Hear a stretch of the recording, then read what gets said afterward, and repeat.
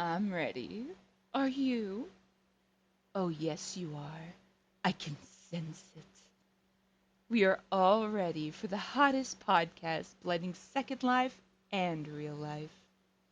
Boys and girls, it's time for the fourth wall with Paul and BK in three, two, one. Talk to me.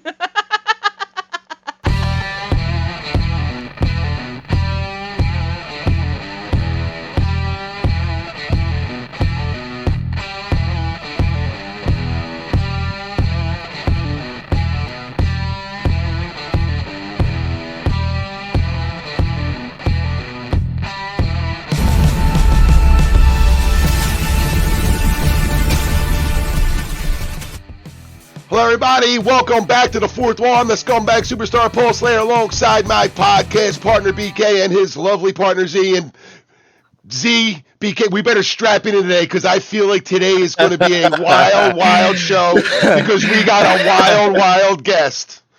We have got probably they say that there are people who are larger than life.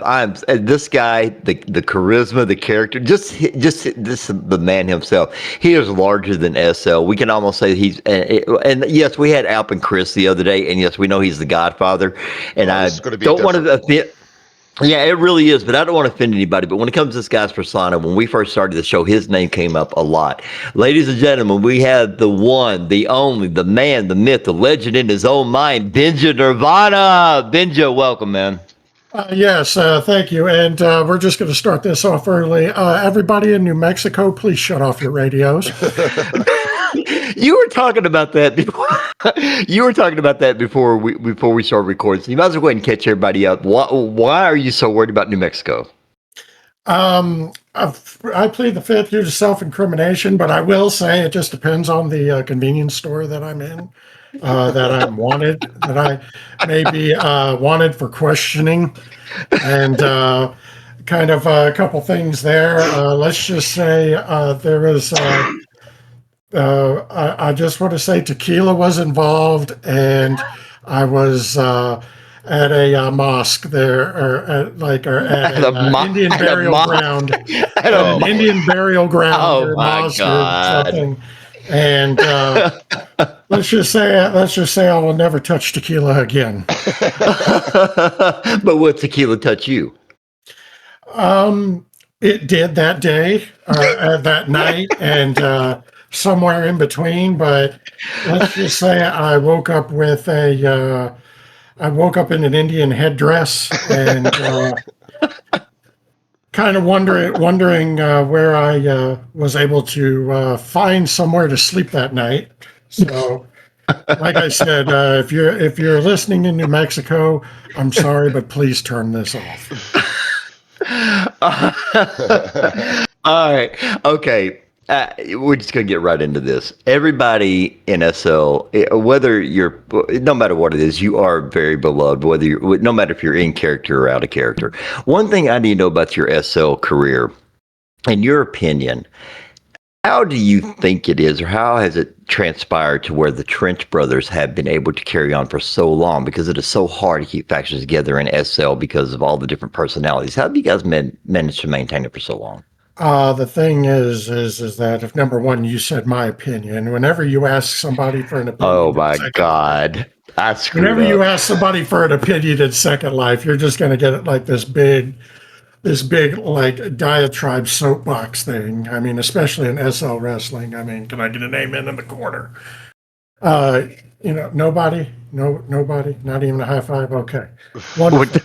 But with that being said, it's not actually a reason that it's going. It's a person. That's Basil Winlow. Yeah.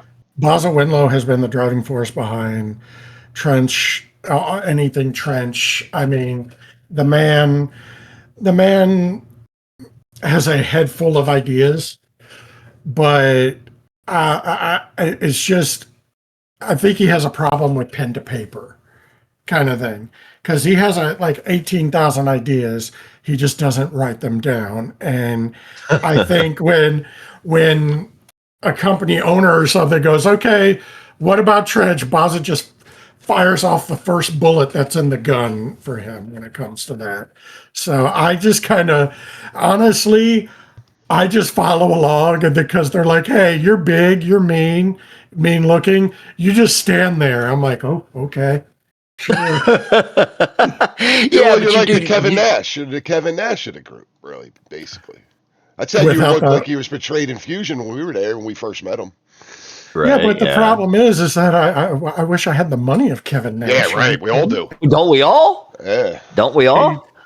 I mean, like seriously, if we actually got paid for this, I wouldn't have to work in real life. Yeah. Yeah, and you never You would have got know, hurt.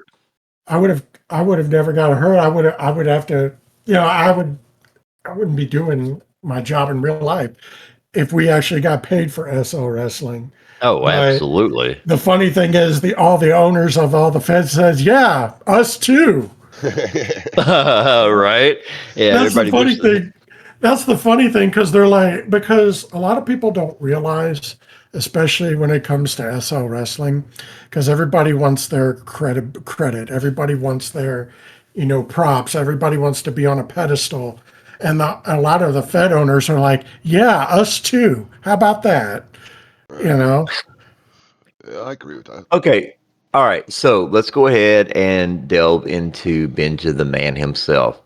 What got you it all started? started in 1984 when the Oh doctor my slapped my God. mother. Oh my God. I didn't mean that. I was not talking that far back. When the doctor slapped my mother, and a rabbi and another Oh, here we priest came in and go. tried to read from the pages in different tongues. I wasn't talking necessarily that far back. Where I was trying to get to was what got you started as a wrestling fan.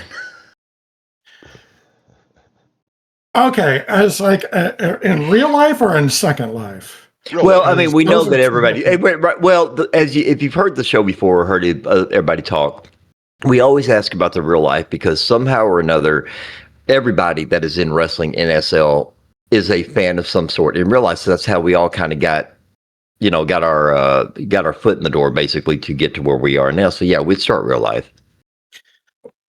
Okay, well, I was in Arkansas. I was at a family reunion, and they all were ganged around the television. And I watched a match between Bret the Hitman Hart and a jobber, and it was just it from there. And I started learning more and more. And then I'd go to. I lived in St. Louis, so there would be obviously shows that would come to St. Louis, and I remember the first show I ever went to, my ears started bleeding because the new Rockers music theme played. And I think I had to like get like 8,000 napkins from the hot dog stand to like cover my ears. Wow. But it was that when I started getting into it and, researching about like Hulk Hogan and all those guys and, what goes into a wrestling match and then when I learned it was fake, my whole world shattered and I cried in the shower while screaming no like everybody else. We did not need to know where you were when you started crying. I mean, but well, everybody did, right? Right? Why are we all looking at me this way? Don't judge Okay. me.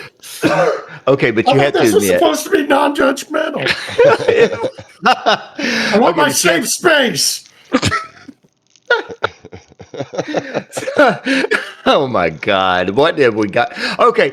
I am blaming all of our listeners for this one because you all asked for this. Okay. You all asked for this. This is y'all's fault. No, Well, but you and have to Drew admit. did too. Drew asked me to.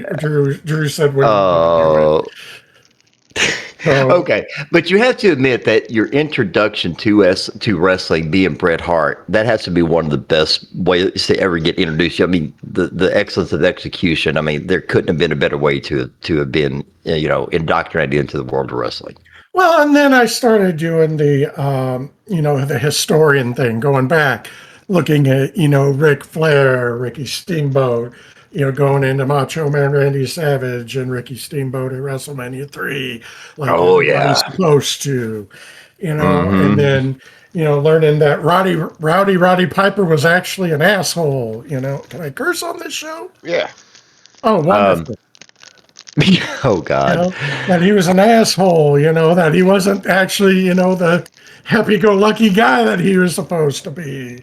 And, he actually tried to fake box Mr. T through his boxing chair at him.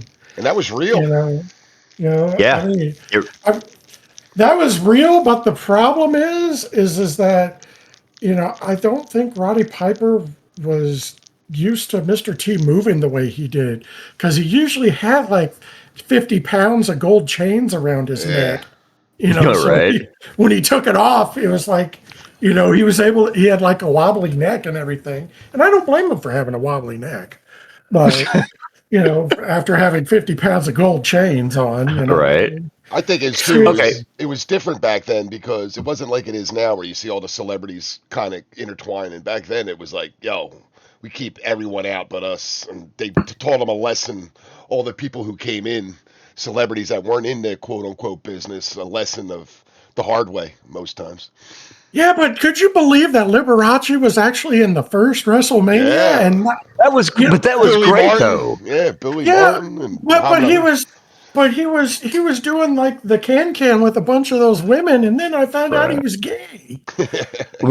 You found out after that? Yeah. Yeah, I did, sure did. Oh Yeah, I just couldn't believe wow. it. Okay. I was like Austin Powers. I was kind of like, I just can't. Women loved him. Yeah. Well, that's because they knew he didn't want anything from them. Yeah, I know, right? Isn't that like life, huh? Right. Yeah, Okay. So, Z knows what I'm talking about over there. Don't don't oh don't God. don't snarl at me. Don't snarl at me. Okay. So you She said mentioned, she eats children. what? Z said she ate children, remember, for Yeah, you happiness. missed that one, BK, in the pre-show. Go ahead, Z. Yeah, Oh, Remind I them. must have I what? told Z. I said, Z, Yes. you're gonna have to. This is gonna be a long show because Benja said something about the IRS coming to eat your children and all that stuff. And I said, Z, you better. It's gonna be a long show. You better be in there. Tell me what you said, Z. I've been known to eat loads of children all at once. That's the fun of True it. woman, BK. Putting out yes, but Yes, innuendos. I know. that could be taken I many ways, but I Many and I always know, go with the usual way. and She I likes it yeah, with barbecue sauce. yeah. Oh no, no barbecue sauce. It comes with its own sauce. Yeah. Oh my God. Oh man, What the censors. y'all? Okay. And Alrighty this then. is why BK owes child support, ladies and gentlemen. No, oh, child Oh, support oh no, no, brothers. no, not to me, not to me, because that makes sure No. he Yeah, doesn't because owe you me ate them child all. All support. right, we're getting off the rails. We're getting off the rails. It's too Y'all early to get off started the this. rails. Y'all started this. It's going off the rails and it's your fault, Paul. I didn't even know Okay, we okay. had rails in the first place. Okay. Got to get back. Okay, got to get back to wrestling. Got to get back to Benja. Okay, you mentioned introduced wrestling Bret Hart, and then you mentioned WrestleMania 1. You mentioned Savage and Steamboat. So as you're growing up and you're getting more and more into the wrestling, who were some of the characters or some of the wrestlers that you actually followed? And was like, yeah, I can relate to them, which in turn prompted what you do with Benja in World. I couldn't relate to any of them because I didn't have like $1 million abs and pecs and all that kind of stuff. When Vince McMahon was like, "Oh, look at those bodybuilders," I mean, just I couldn't relate to any of them. I mean, Oh geez, my I God. was like, Jesus Christ, do I need to like do steroids and stuff to actually think of even getting in the wrestling business? And then Okay, like, so like, I was like, none. To answer your question, I couldn't relate to any of them. I like the over the top stuff, but Jesus Christ, there was like, I couldn't sit there and be like, yeah, that's me. I'm going to have like, muscles on muscles on muscles. oh, Good you didn't want to be like Lord. Kerry Von Erich? Oh my God. Did it carry on? No, because I would have to cut off my foot. Oh, True. oh, But you know what though? oh. You know Like I'm right. guys, You know I'm guys, right. I'm only right.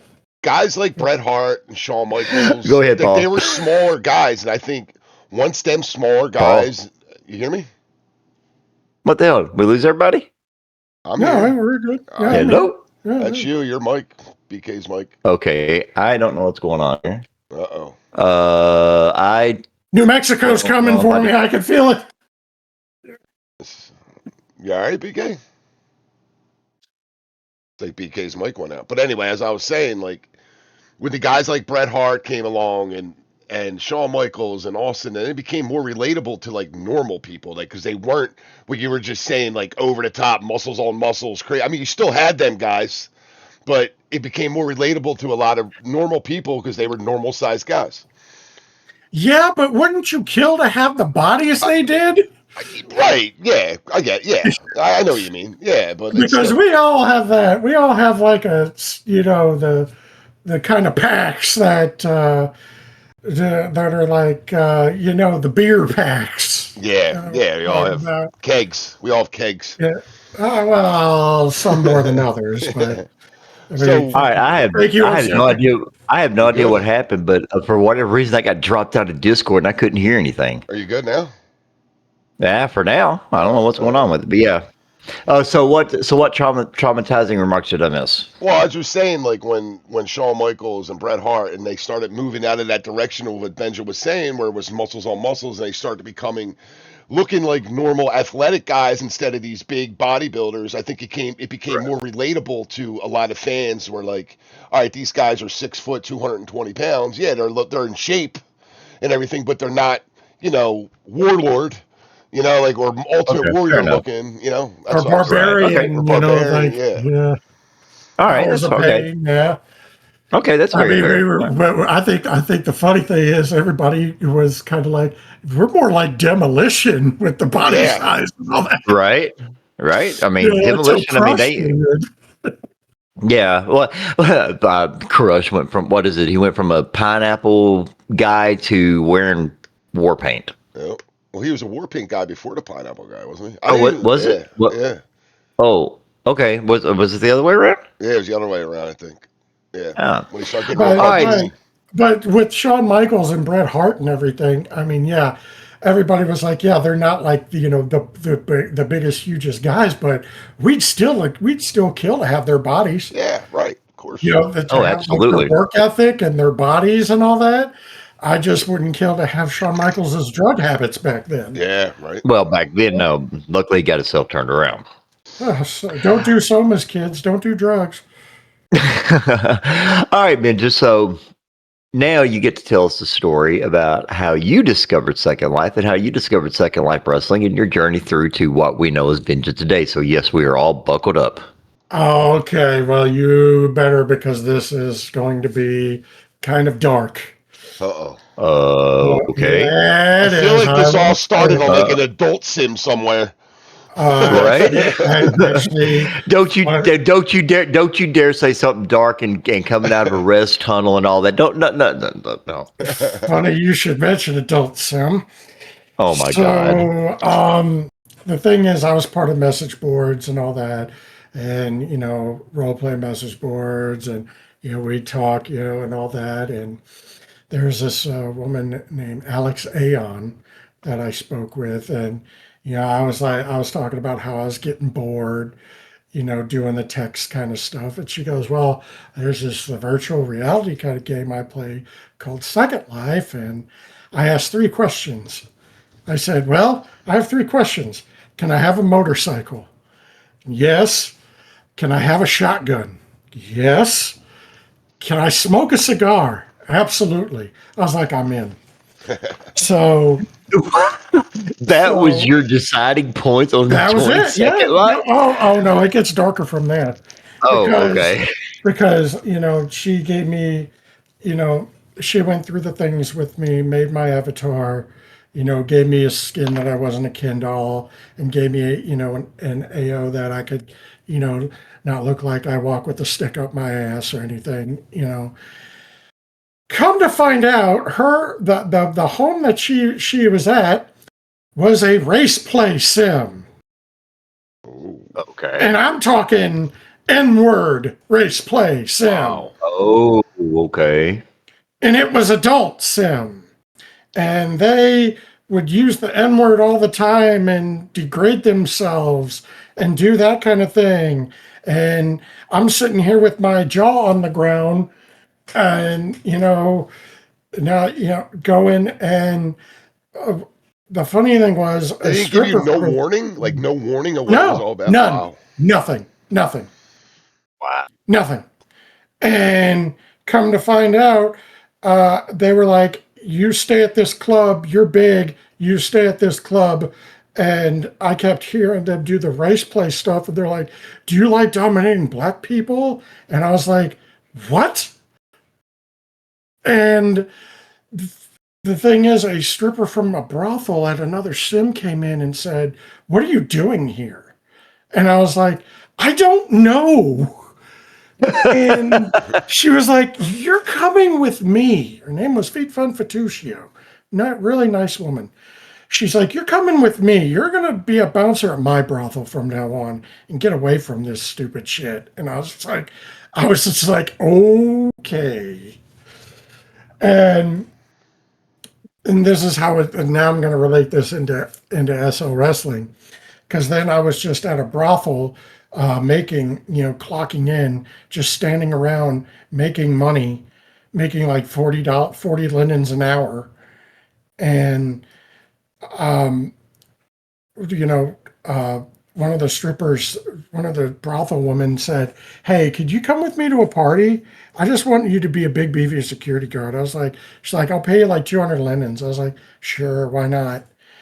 And I went there, and then I was introduced to a woman who said, you're so big. Why aren't you in wrestling? Do you like wrestling? I was like, yeah, I like wrestling, WWF. She's like, they do that here in Second Life.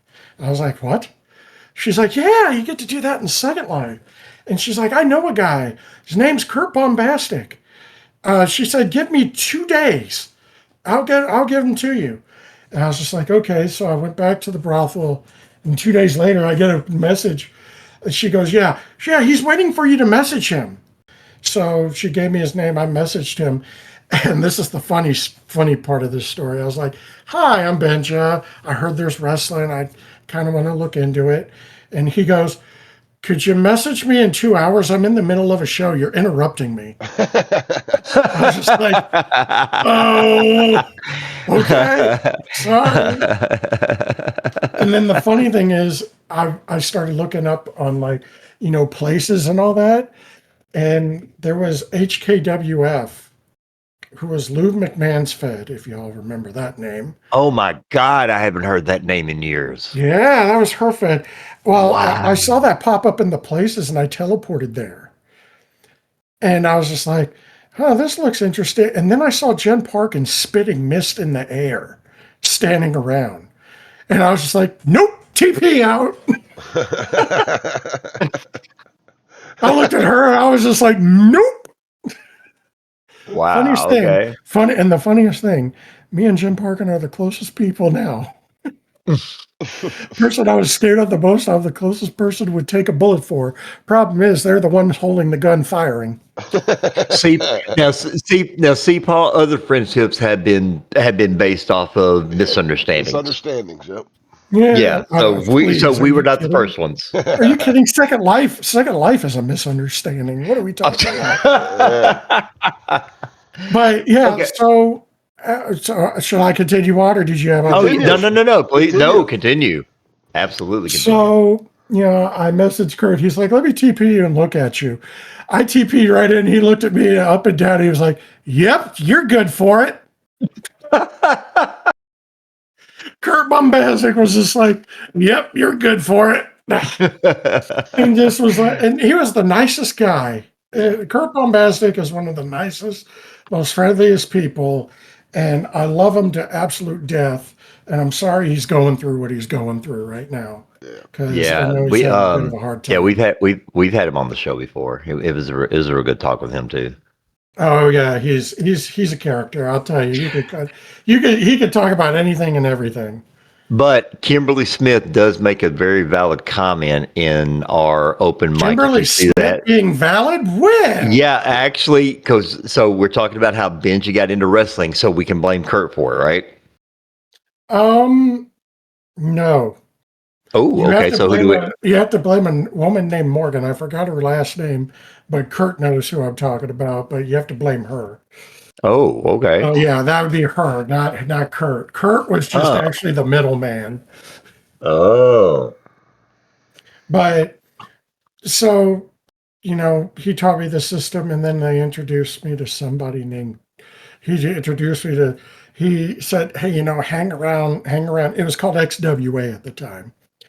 That which was the style at the time. Let me do a Grandpa Simpson here.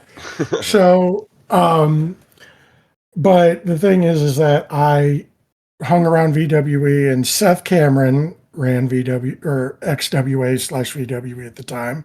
And he was like, cause he just knew I just hung around a lot. And he was like, Benja, leave the group and let me test this barricade.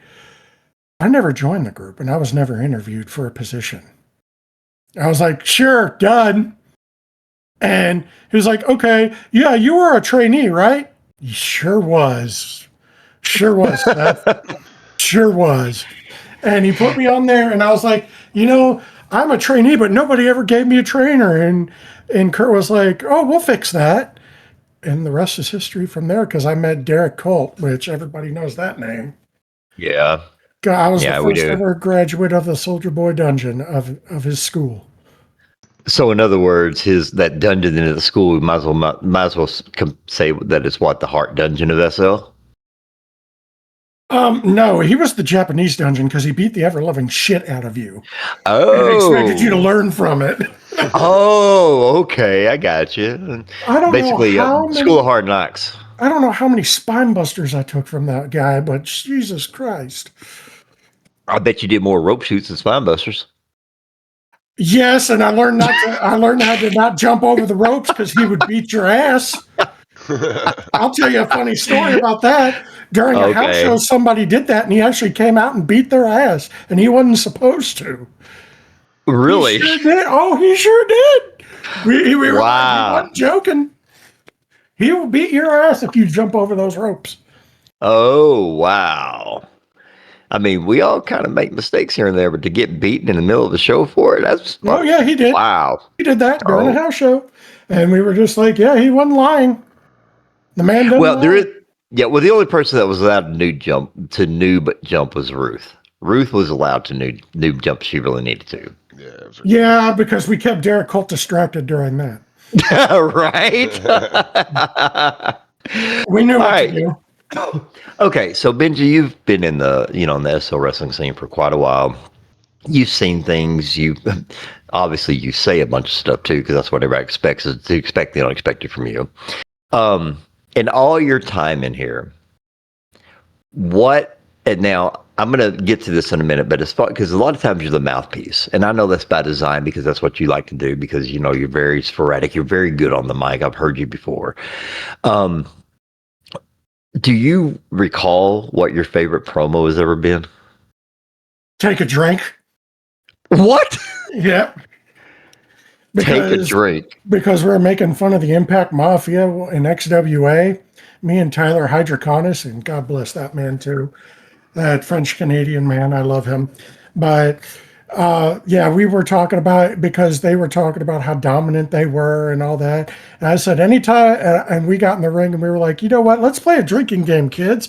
Anytime the Impact Mafia says we're so dominant and everything's so good, or I'm just so excited, or Ludi Graves says that, take a drink. Everybody from then on really started screaming, take a drink, anytime they did any promo. So they kind of copied off the Steve Austin what? Yeah. That's kind of fun. Okay, that's funny. That's good. And that's when they came out with the shirt that said, take a drink. Benja Nirvana, take a drink. So that's when that all started. I'll tell you a funny promo. I'll tell you a funny promo that happened. It was during one of XWA's final shows before it became VWE. It was like a War Games kind of match where I came out as Rambo, right? Because if the Impact Mafia were to lose, they were going to split up. So I came out as Rambo Benja with a shotgun and the red headband, and Tyler Hydroconis was supposed to parachute in from the sky, like we're going to war. Well, the funny thing is, beforehand, we came up with the joke that Tyler Hydroconis is afraid of heights. And yet he's a high flyer. Oh So you God. hear him from the roof of the arena go, "Man, I can't do this. I'm afraid of heights." Tyler, you're supposed to do it. Then come on, commit to the bit. Come on. No, Benja, I can't do it. Oh And my then, God. you hear him screaming, coming down in a parachute, going, "Ah!" No, that's hitting the little details, and that's things that people remember. That's the kind of stuff I like to hear. Yeah, Or like the dumb stuff. Well, there's the one time that everybody remembers, and that was when I was in a wheelchair selling. And came out because I was supposed to forfeit the tag titles because I was injured at VWE. Well, we came out, and Tyler Hydroconis came out with me, and I was coming to do it. And he emoted that he accidentally pushed my wheelchair, and they had a big down ramp. So here goes Benja Nirvana in a wheelchair screaming all the way down the ramp. And I had to do a black fatigue onto the mat. Oh wow. No. That's what everybody remembers. Yeah, but it's a good memory though. It was fun. It was a good memory. That's always fun to create You those kind of gotta things. you gotta have fun with this, kids. Yeah, it's Yeah. If there's anything I can say, you gotta make a fun of yourself somehow and have fun. Oh, Benja, did you notice what Emma just said in here? She said that she remembered you doing a promo when you were high on medication. Yes, a lot of people like to remember that one. Do you even remember it, or do you have to be reminded? Oh no, it's on YouTube. Oh, okay. Drew likes to show it to me almost every time I go over to his house. What's he got playing on loop or something? Yeah, he's like, "Hey, Ben, you remember this one?" No, I don't, because it was the day after surgery, and I'm a big guy. I'm 6'6", 270 pounds. So they obviously put more morphine and painkillers in me than a regular person. Well, yeah. So it lasts longer. So usually the day after a surgery, I am high as a kite. Yeah. Okay. And so apparently I was high as a kite, and this was Slam City Wrestling's. That was Horses and Kristen's fed. Mhm. That just opened, and they did a house show at a biker bar. And I was high as a kite because I don't remember anything. I don't remember saying anything, doing anything. I remember waking up with a headache the next day. That's all I remember. So apparently I went in there and I just go, "Show of hands, everybody, who likes porn?" Oh my God. Because I told them, "You don't need to be a biker bar. You all need to be a strip club. Start making some money." So I go, "Show of hands, who likes porn?" Well, as you can see, everybody should raise their hands. So you all should be a strip club and make more money this way. Because you bikers are so bad, and Captain Planet would be so mad at you people for polluting the air with your bikerness right now. And Brooke Owens. Oh my God. Brooke Owens was in the ring as well, and Brooke Owens lives where I live. So they told me how the insider and everything about it. And they were like, they told me, I just kept creeping to the end of the ring going, "Can I leave, please?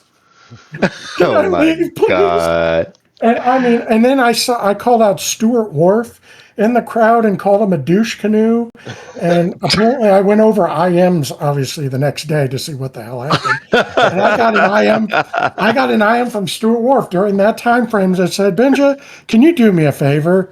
And then a few minutes later it just said, "Let me die." So, and then I called out Austin Knight and how much I love Austin. And then they made a gesture, "I love you, Austin." I was just high as a Oh cat, and my God. I don't remember any of it. But you want to know the funniest part about all this? Oh, I'm dying to The hear this. funniest part is I wrestled the match perfect. Okay. They said I did a professional job at that match that I wrestled. Muscle memory. I guess, or I just did it so many damn times it became second nature. But wow. I mean, it was just that's the story about that one. And everybody, a lot of people like to revive me, and they play the "Who likes porn" gesture because Mad Mike, God bless him, I love Mad Mike, Oh and God. I love Eric Stewart, by the way. Who is, by the way, ladies and gentlemen, this is going to be a first on the Fourth Wall podcast. Eric Stewart is Numbers Rosini's love child. Take that Oh my explanation God. for ladies and that. We gentlemen. need What an the excellent. hell? Numbers Rosini is Eric Stewart's No. love child. No. Oh Yes, my God. yes, it is What? true. Quote me on it. No. I No. have receipts. What the Numbers fuck? Rosini is Eric Stewart's love child. Oh my God. Yes. Because the funny story behind that, the funny story behind that is that you all remember the next gen, right? Yeah. You all remember the next gen HUD? Well, Because I well, believe Alpin Chris, who's in the crowd, by the way, hi Alpin. How's the feel if he's in New York? How's Thunderdome being a lawyer? We law people call New York Thunderdome because that's exactly what it okay. is. All Two right. men, two lawyers walk in, one walks out. Okay. But Alvin Chris and Eric Stewart, did that. Did the Oh next my gen God. HUD system. And Eric Stewart was doing a presentation and all that for people in the crowd. Nobody asked any questions, except so Eric was like, "Does anybody have any questions?" I stood up and I said, "Yes. Is it true Numbers Rosini is your love child?" And Eric Stewart just said, "God damn it, Benja, fuck you." Oh my God. So, but yes, it Oh, is true, ladies and gentlemen. This is a shocker. Take it to your news outlets. But be sure to get on the Morse code for people that are in the trenches. Numbers Rosini is Eric Stewart's love child. We need to get Eric I'm Stewart. done. Where's Eric I'm Stewart done. at? Oh yeah, well, yeah. Eric's not even around. Oh, I'm done. Oh my God. Okay, so this. He will fly back. He will fly back from across the pond, and he will come because He used to live in my area, Eric Stewart, Excuse me. before he found his Oh, significant other and all that, and moved across the pond. But he will come back here because he could stay with a couple of friends and lie low, and so I don't know that he's here, and he will find me. and for everybody who's listening to us on Dark Star Radio, our open mic is going off right now with Yeah, a it whole is. bunch of Jerry Springer, a whole bunch of Mar, you are the father comments after what Benja just said. I'm sorry. You know what? You know what? I had to do something that shocked the world, and I had to come out with something that was the truth. And I know we're breaking the fourth wall here There we with the go. That's fourth what we want. wall. And Yeah. yeah, It's what we wanted. Let's go. So yes, right. yes, it is true. Numbers Rosini is Eric Stewart's love child, and I'm pretty sure Alpin Chris can back me up on that. Oh my Alpin's God. like, what did I walk into here? Alp is like, yeah, no, I'm good. Alpin's like, I just came back, and I have to listen to this. Right. I just did a Okay. show to honor somebody who passed away, and now I'm talking about how I have to back up somebody's love child. We have to back up the accusations. Okay, Benja. Yeah, little Foxy Beth just said, "What the fuck?" Okay, Benja. Over all Yes. your years and all the time that you've been doing this wrestling and in and out of the ring and you're performing, who ultimately is your favorite opponent? In Second Life Wrestling, Yes. everybody, and I'll tell Oh, you that is That's a why. good so. answer. That's a good Okay. answer, though. We never heard that I answer. will tell you why. I'll tell you Okay. why. All I'll right. tell you why. Because Okay. every time's a different experience, and every time is another place to have fun. Anytime you wrestle somebody, there's only two times that I wrestled somebody that I was just like, I hate this. And it was when I had to lose a belt because they tried to put it on somebody who didn't care. Right. And I said, you know what? I'm going to go out there. And I had Ren Blackheart, while I was making my entrance, hum and sing Amazing Grace like I was going into a funeral march. And when I got pinned, the last thing I said was, "Go Raiders." Oh my God. Go Raiders after you. Yeah, go Raiders. Because I'm going to tell you right now, like let's get in the fourth wall. Let's break this down, guys. Come on. Uh-oh. All I right. mean, I'm not stupid. We're not stupid.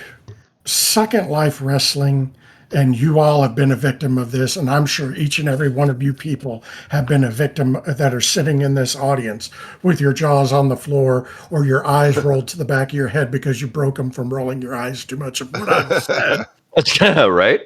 But but I'm going to tell you, most feds are a nepotistic business. Am I right? Or am I wrong? Well, I Am I mean, right or am I I wrong? think No, I mean no. a lot of Please, them, somebody tell me. well, Somebody I correct mean, me, because I what will here's say. but here's the thing though, is that now you talk about nepotism as in, oh, this is my friend, or this is somebody loyal to me, or this is my relative. See that? Okay, yeah. See, this is where I'm going to go right now, because Okay. you know what? I have ridden the highs of this.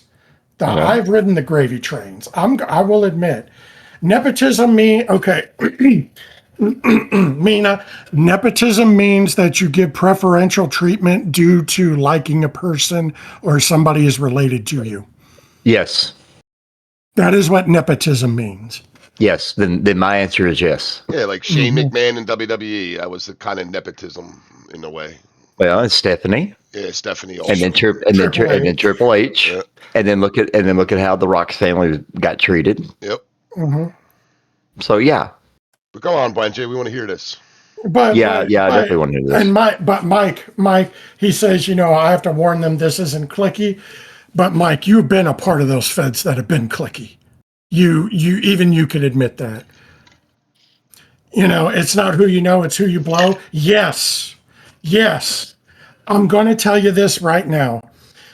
I'm going to tell you all this right now. We've all been a victim of it. I've ridden the gravy train where people liked me and they're like, sure, let's give him a push.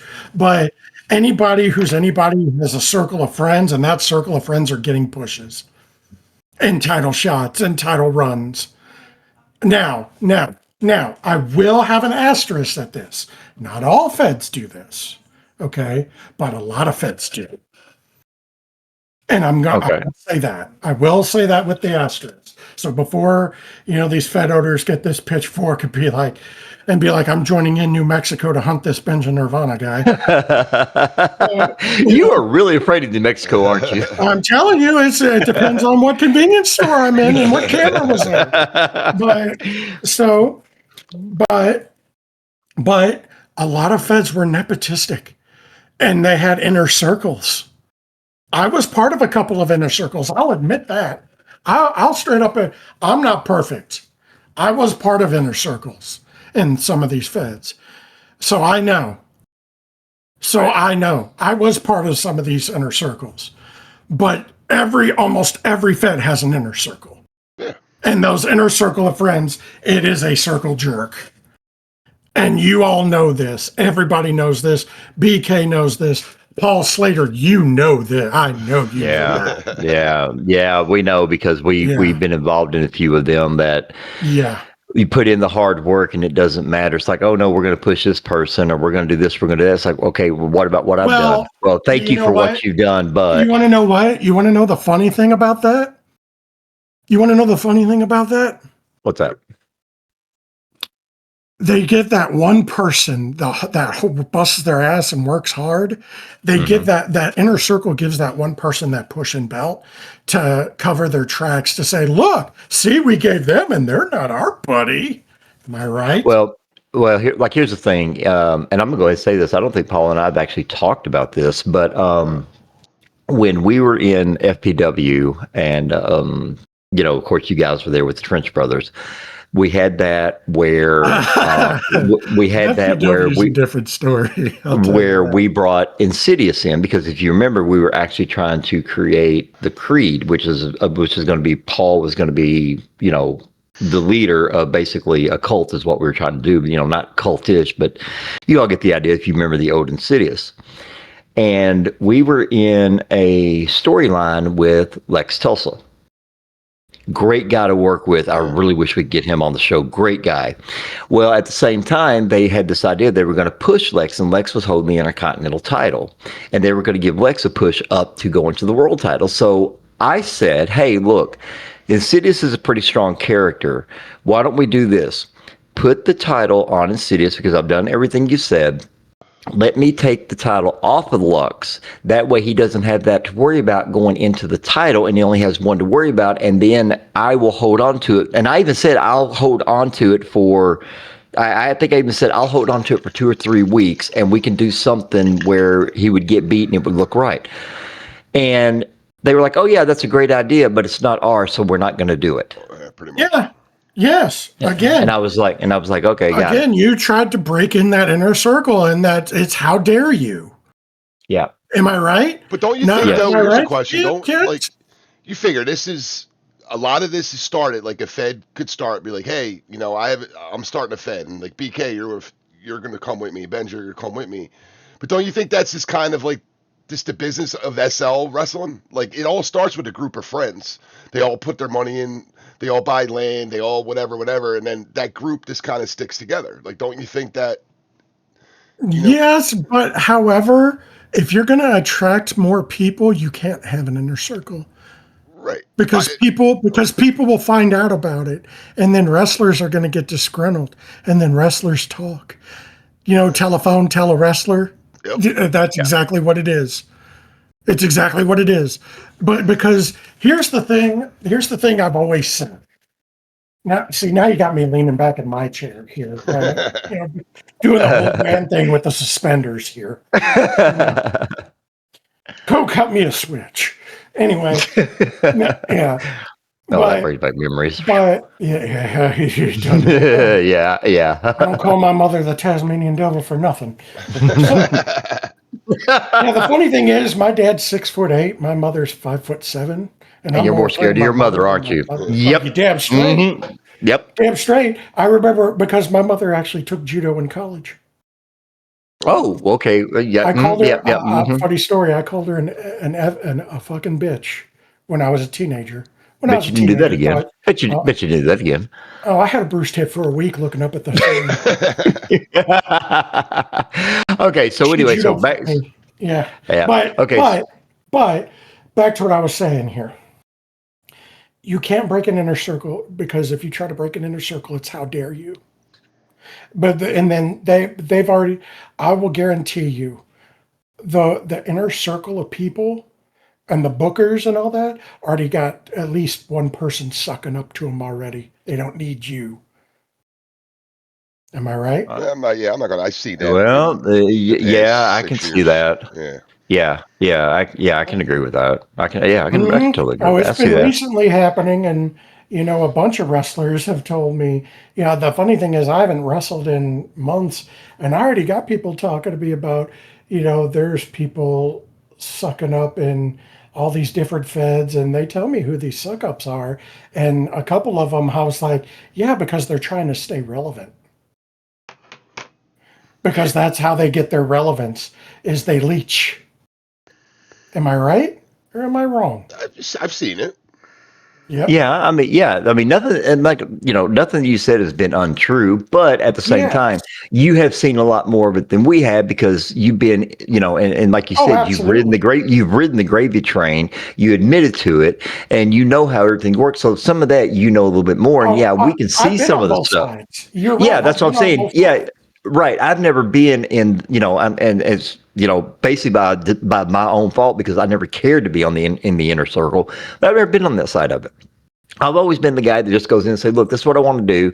And then if they were like, well, no, this is what you want to do. It's like, no, fuck you, because you don't know what you're doing. And that's where that's where I get into a bunch of trouble. You just can't bend over completely, can you? Can't touch your toes, can you? You fucker. Oh my God! I can't believe you You know did. I'm right. Wow. But that's gonna be the phrase of this show. You know I'm right. Yeah, But absolutely. but let me tell you guys something. You know, everybody there. What is the biggest thing that everybody complains about in SL wrestling?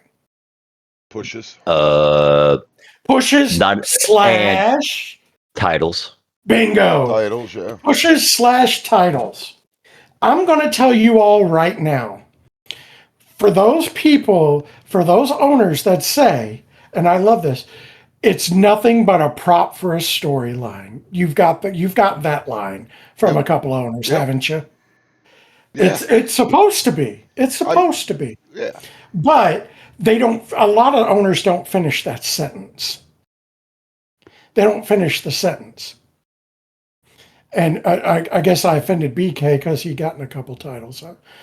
But But you think about it, I never once, the only time I ever asked for one was to do that transition from Lux to somebody else. That's the only time I ever went in and said, look, it makes sense because of the two characters being strong. No time okay, have I ever walked up and said, hey, I deserve a title shot. I did it as a make sense type thing. It was never, hey, look, I've Well, been that's doing this. how I it deserve a was title. presented to us at first. That's how it was presented to us. Like Yeah, yes, but yeah, okay, he was going to leap from BK, the Insidious, to us to the next level.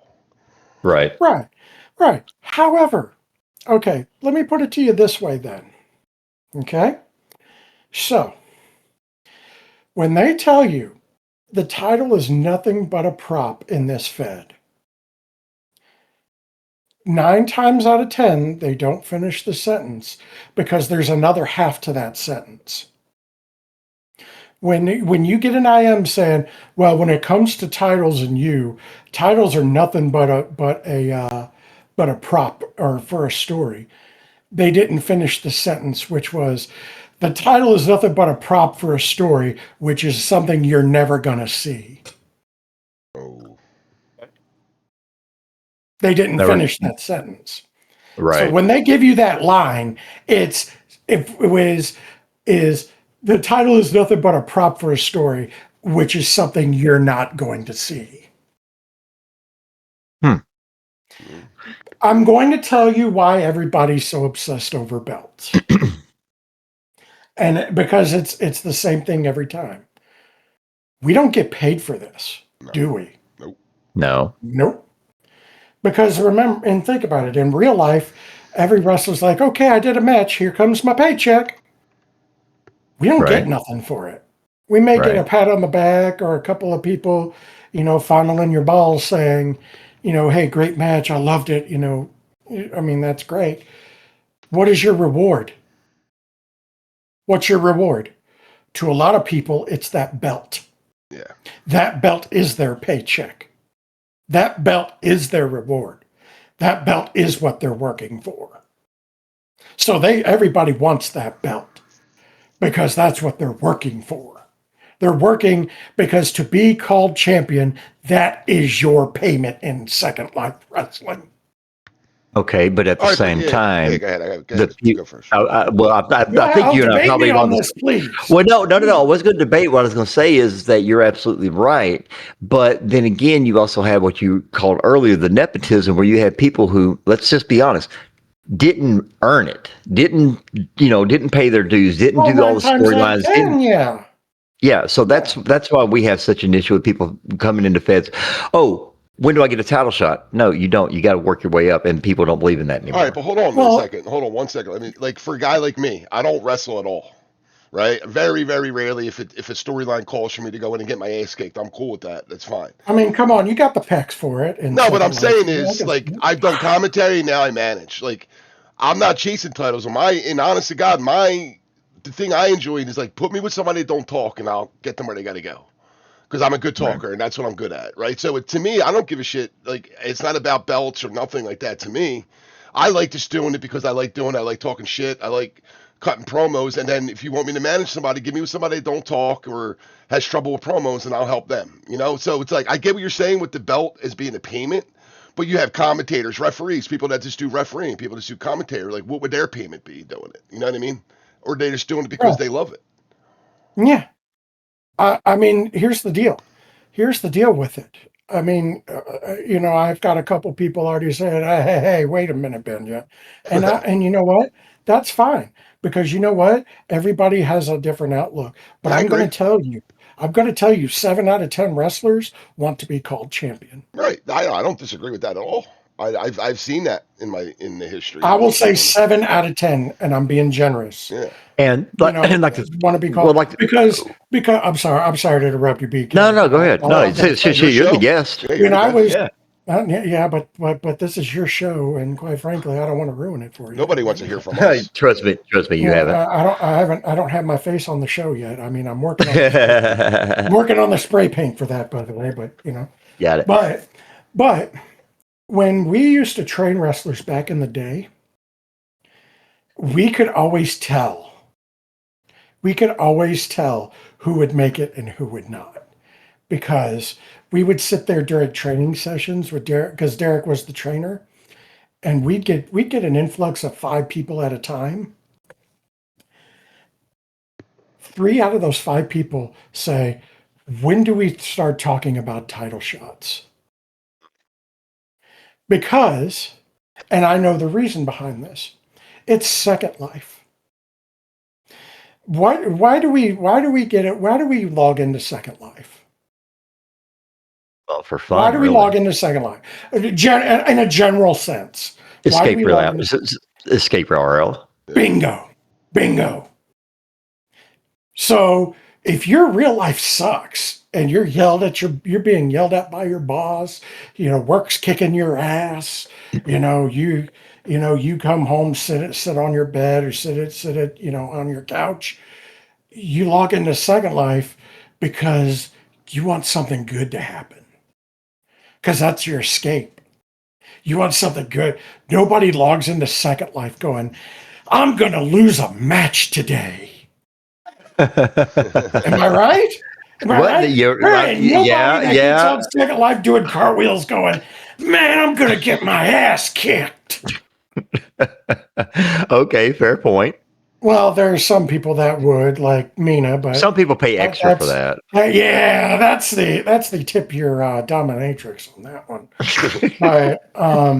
But you know, if somebody told you tomorrow, hey buddy, you're winning the world heavyweight title, you're bells and whistles trying to log into Second Life the next day, Yeah. aren't you? Yeah, I agree. Aren't you? Well, yeah. That's why people want those pushes and to be called champion, because it boosts them. Well, see, I guess It's I'm a their little bit. reward. It Well, boosts them. Well, see, I guess I'm a little bit different in that aspect because, and I've said it before, I honestly do not care about the titles. I really, really don't. Now, think about this like, look, So you're we've the seen 3 out of 10. well, yeah, it's because it's like if somebody would come up and say, look, you've done all this, you started doing this, you do this, you do this, you've never asked for anything. Hey, we're going to put we'll put the dark match title on you. Okay, cool. Thank you. No big deal. Move on about it. Because for me, I'd much rather people remember my story and remember what led up to things. And I want people to say, "Oh, I want to go because I want to watch BK." Yeah, we got the champions, but BK's story is really interesting. I want to see how that happens. That's my goal: is to get people coming back for the stories. The matches will come, the titles will come. Bring them back for the stories. That's my whole thing. But Uh, but but let me ask you this, BK, as I look at you right now with your Wolfie Kessel type haircut. But you really do. You have the Wolfie Kessel haircut. I look But better than he does. oh well, that. Hey, I ain't getting into that because if we do that, we're gonna have to have a beauty contest around the fourth wall. All right. We're gonna have to have a pose down like a Rick Rude and Ultimate Warrior did at the Royal Rumble with you and Yeah. Wolfie. Anyway, But what's your but question? but no. My question to you is, Uh-huh. and you all have seen this, aren't there people that'll cut your throat to be called champion? Yes. Oh yeah, we've seen that too. Because that's a lot of what, and no, honestly, I'm not playing the victim. I know that my words, I know that my attitude, I know that my actions have led up to a lot of my reputation in the business, in the community, which is perfectly fine because I do not back down from anything that I've ever said or done. Mm-hmm. But I have noticed that when that doesn't like me for whatever reason, which I know not everybody is going to, that all of a sudden it's like, oh, we're going to do this with you. And then what happened? Well, there's a change of mind. There was a change of plan. And then suddenly somebody else is doing what I'm supposed to. I'm like, all right, it's like, all right, you stabbed me in the back. You've screwed yourself for the rest of your fucking life. Because I But cut people off like that. I treat them exactly how they treat me, so they can go fuck themselves. but here's the deal. Most of those people that are cutthroats like that, that'll step on somebody, are so miserable in real life that they want it to happen to them so bad that they're Very willing to positive. do that. And remember, Second Life. There's no psychological test to get into Second Life. No. Some of these people aren't good. Some of these people that get into a lot of people that get into Second Life aren't good people. Yeah, absolutely. All right, ladies and gentlemen, we're going to hear from our sponsors in just a minute. Make sure to get all of your questions in because this is the Let's all time go to the that. lobby. Oh my God. All right, make sure you subscribe, make sure you tell everybody about us. Bitch Please has teamed with whatchamacallit. Brings you all of your clothing needs from custom wrestling attire to everyday clothes. Established in 2007, whatchamacallit is one of the oldest clothing stores in SL. For more information, contact Baddock Og. Custom work is available, and they have clothes for men and women. Have you ever logged into Second Life just to spend time with that special someone? Or just to escape that headache called real life and you just can't seem to find anything to do? Well, here at Warblood City, we have got something for you. Rentable bikes for a bike ride, a cafe for that date night, or a place to catch up with friends over tea and coffee. We also have our very own movie theater, so make sure you check out what's on the big screen. Every year from the 21st of September until the 1st of November, there is Warblood City's annual Autumn Carnival, so make sure to check that out. All you got to do is go into your search bar and type in Warblood Isle. Take the teleport, and welcome to the last stop you'll need for fun. We will see you all very, very soon. LPW, otherwise known as Limitless Pro Wrestling. Check out their shows Riot Thursday nights at 4 p.m. SLT, then catch them again on Unleashed Sundays at 1 p.m. SLT. Aaron's Domain is a SL themed server for friends, family, and the SL wrestling community. They have all sorts of channels and categories that may pique your interest and are currently tied to several other feds in the SL community, whether Rain works there or not. They do show their support for the family in the best way that they can.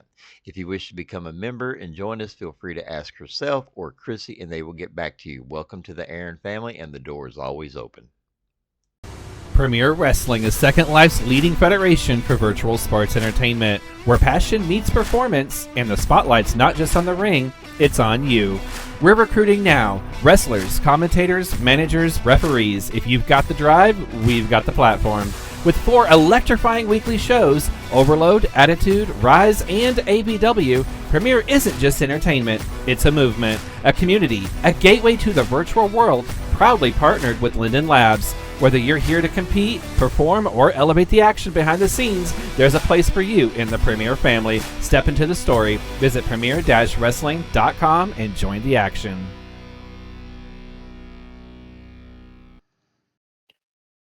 And we're clear for break. Actually, we'll be back from break. All right, ladies and gentlemen, we are back. We are sitting here with the one and the only Benja Nirvana, and it has been, let's just say, one of the most interesting conversations we've had since, well, let's just be honest, Sparksy. Yes, I got broken a couple of times, which has been pointed out. But now here comes the time, Benja, where you actually get to hear from our listeners. This is the Q&A section. Oh, yeah, sorry. They ran out of toilet paper in the bathroom here. Oh, my God. Had to borrow. I had to go in the women's restroom and got screamed at. Sorry. All right, Zeke. Go ahead. Okay. Well, we actually have a couple of people who are trying to fill in for Mike today. Uh-oh. For Mike doesn't have Mike has questions. Mm-hmm. Yeah. Well, Mike did not send me his usual book of questions for today, The but Google that's Doc, okay. Google Doc or Because questions he's card. afraid of what I would say. I But already know. that's Actually, okay because we do Oh, have he's a doing it couple of now. Okay. people. Oh, thank We God. do have a couple of people who were not scared. So, Sure. Okay. okay. So here we go. Let me come back because Kimberly got us started before we even got started. Here we go. Let me Is it find bad that people have already started it. asking questions before they even announced I was here? Oh, it happens well, quite a before the bit. show even started, I had questions coming in. So, and I'm still She's got like watching a things Santa's pop list up. full of questions. Mm-hmm. Okay, I do actually, and I'm trying to keep track of who asked what in which order. And yeah, it's definitely very, very interesting. Okay, let me see here. Kimberly has started, and we actually had to trim down some of her questions because apparently they were answered during the Oh, interview. I great. So guess. you were already there reviewing the question. Go, shit, that one's done.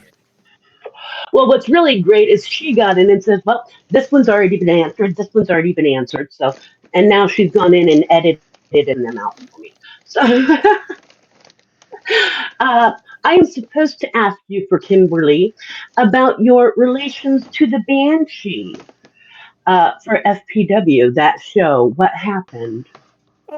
God, it was an ongoing gag that me and the Banshee had a thing going on.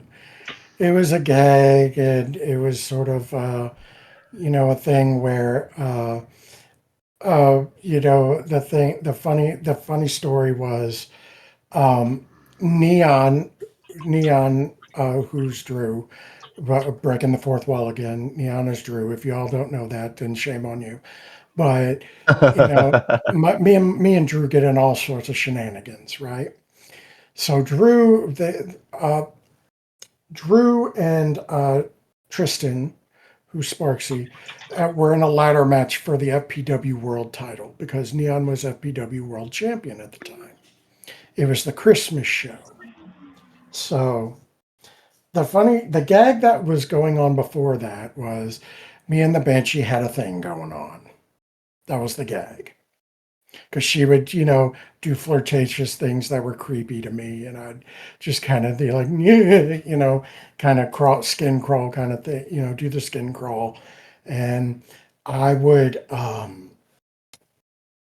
do that sort of thing, and they did a thing where nobody could interfere in that ladder match because the entrances were blocked off and everything. And I'm not going to answer that. So, um, but the thing is that um, with that show, they wrote the card, and when it came from time for me to interfere, Drew thought he was being cute by saying, Benja Nirvana comes, and he wrote in pants optional in quotations. So he said, when he wrote that, he said, no, Benja wouldn't do that. Well, he learned the hard way that Benja would do that because because I was supposed to be summoned in a circle as revenge on Tristan or whatever. So when I got summoned, I was in my underwear. And the thing was that Banshee and me were having a little jolly Christmas play, if you know what I mean. And so I got summoned in my underwear. And I was like, what's that? And I helped Neon retain his belt. So when they ask about the Banshee and the Christmas show, that's the story behind that. Because all I did was appear in my underwear because Drew wrote in quotations, pants optional. Pants optional. I'm not even. No, I'm He not. thought he was being cute with that, but I'm not. I sure did it. There you have it. So, yeah. Okay, apparently the next one from Kimberly is also going to be an interesting story. At least I It hope it always is. is. Because I want to hear this story too, just because. She's got her Why? glasses down like a librarian trying to judge me. Oh no, I don't judge because hearing your stories just makes me think of shit that I would say in response to some of these questions. So, yeah. uh, Next question from Kimberly. Why do you sometimes wear an afro and a thong? Is there a story about that? Yes. Do you want to know how that all started, kids? Oh God. Do It's a we? mankini. It's a mankini. But Oh my the God. story of how that all started was VWE used to have a club that they do shows DJ after hours, after shows, after parties. They had a men's night at that club that night. I said, and they were like, yeah, because they had stripper poles there, and it was men's night. And I said, I don't have anything that would distinguish me, to do that because all I had was like, jeans and t-shirts. So I threw on the only other things I had, which was an afro and a mankini, and started pole dancing. And I made about 1,500 lindens that night. So that's how the afro mankini started. And why I do that is because I like to show up at shows because everybody goes, "Oh, Jesus Christ, he's here again!" And that, oh, and people freak out. So that's why I do it. Okay. This is Are we okay. I going Masaki absolutely asks love why I it. had that. Masaki asks why I had that in the first place. And all I'm going to tell you is this, and this will answer everything. It's Second Life. Yep, Next because you question. can. to? Right. Why not? Why not? Right? It's Second Life. Next Okay. question. All right. Okay, we are still going with Kimberly here, and I think after this, we may have to split off to somebody else's questions because we still got several more here. Uh, what is your relationship with Austin Knight these days? Do you still love him? Oh, you goddamn right I do. Oh, I love that. I will always love that man, and I'm going to tell you, and I will explain why for those who don't know. Austin Knight is Jen Parkin, and Jen Parkin was the first person when they took over VWE to really believe in me as a character and pushed me to the moon because I was really held back because I wasn't part of the inner circle in the management beforehand, and I was screwed over a lot. And Austin was the first person that said, "No, I'm going to make this right for you." And he was the first person that gave me a world title run. He was the first person that really gave me, the spotlight and let me run with the ball. He was the first person that let me have in Second Life Wrestling to give me that ball. And I will be forever grateful to Austin slash Jen for that. And I will always love them for that. And they really are they're a really nice, they always have the best of intentions on things. Even though they have a rough exterior, we all know that, but they always have best of intentions on things. And that was the first person to really, other than Kurt, believe in me. And that's why I love Austin, and I always will. And I will always, whenever Austin needs a favor, because whenever I needed a favor, Austin was one of the first persons that was there. When I was down on my luck, I will be honest with you. When I first left VWE, the first person I was in tears because it was a bad situation. First person I was in tears was because I felt like I let Austin down. It was Austin. And he was the one that said, "No, you dry those tears. You do not do this because this is not your fault. You stand up." And I mean, Austin was the first person other than, Drew, because obviously Drew and Brooke are real life. I know him real life. But Austin was the first person that was there.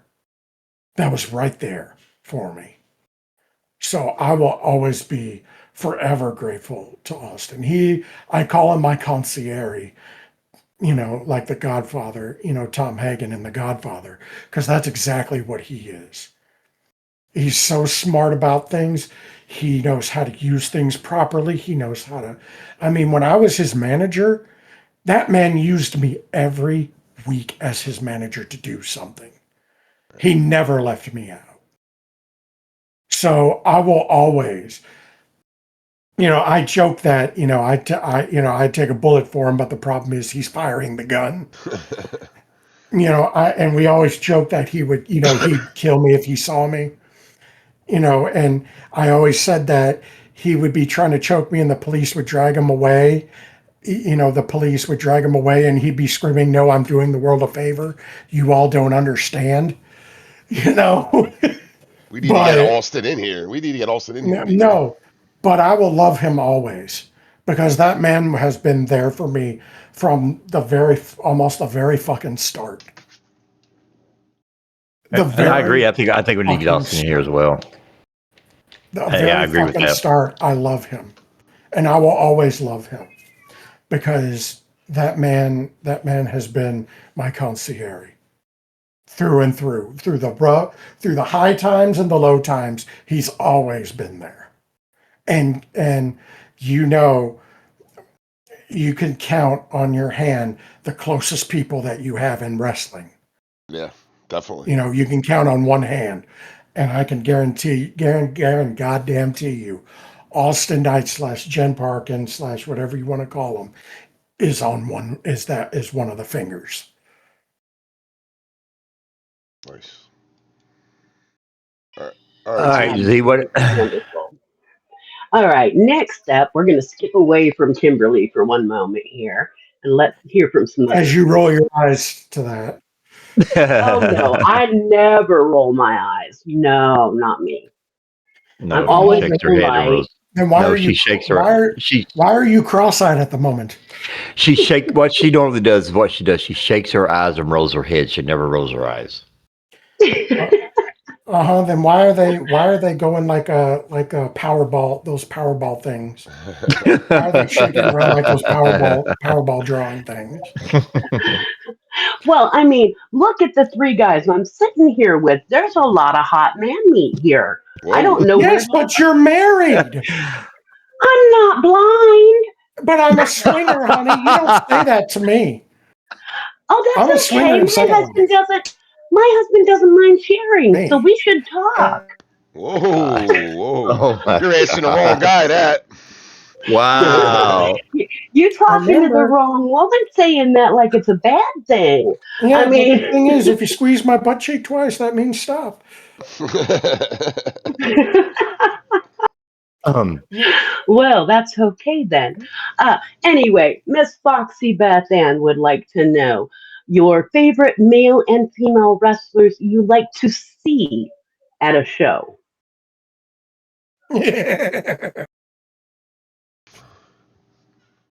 Sorry, Kimberly Smith, it's not you.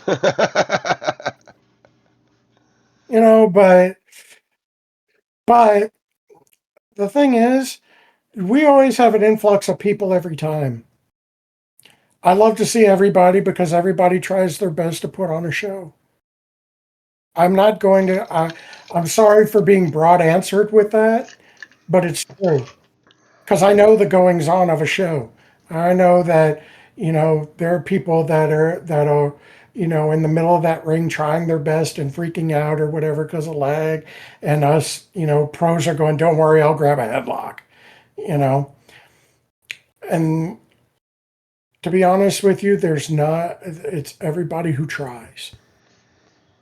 Now, there are some people I know who are snakes who will cut, their grandmother's throat to be called champion. Jeffrey Fireguard. What? I'm sorry. Who said that? But you know, but the thing is that everybody tries. Everybody tries. And as long as people are trying, it's what makes the show work.